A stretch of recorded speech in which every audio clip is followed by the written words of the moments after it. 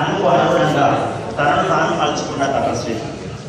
తన కుటుంబ ఆర్థిక స్థాయి తన చదువులకు అడ్డుగా ఉండడంతో ఒక సాధారణ ఉద్యోగిగా జీవితాన్ని ప్రారంభించి ఎన్నో కార్పొరేట్ సంస్థల తీరుతెన్నులను గమనించి ఆ పందాలో మనం ఎందుకు వ్యాపారాన్ని నిర్వహించకూడదు అని తనను తాను ప్రశ్నించుకొని ఆ ప్రశ్నకు సమాధానాన్ని వెతుక్కొని అందుకు అనుగుణంగా తన బాటను 1993లో ఎస్బీ కమ్యూనికేషన్స్ అనే సంస్థ ద్వారా తన వ్యాపారాన్ని ప్రారంభించి తాను ఎదుగుతూ తన నీడలో మరొకరు ఎదగాలనే తలంపు గల వీరు అనంతర కాలంలో మొబైల్స్ మరియు SB sports and surgicals, SB beauty world, SB garments, SB luggage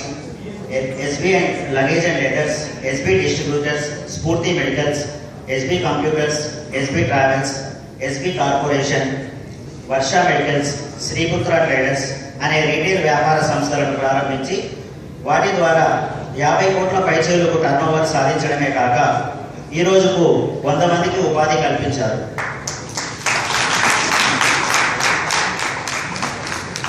తన వ్యక్తిగత ఎదుగుదలతో సంతృప్తి చెందక 2007వ సంవత్సరంలో జేసీఐ హైదరాబాద్ పర్ల్ సిటీలో చేరి వివిధ స్థాయిల్లో ఆఫీసర్గా సేవలు అందించారు.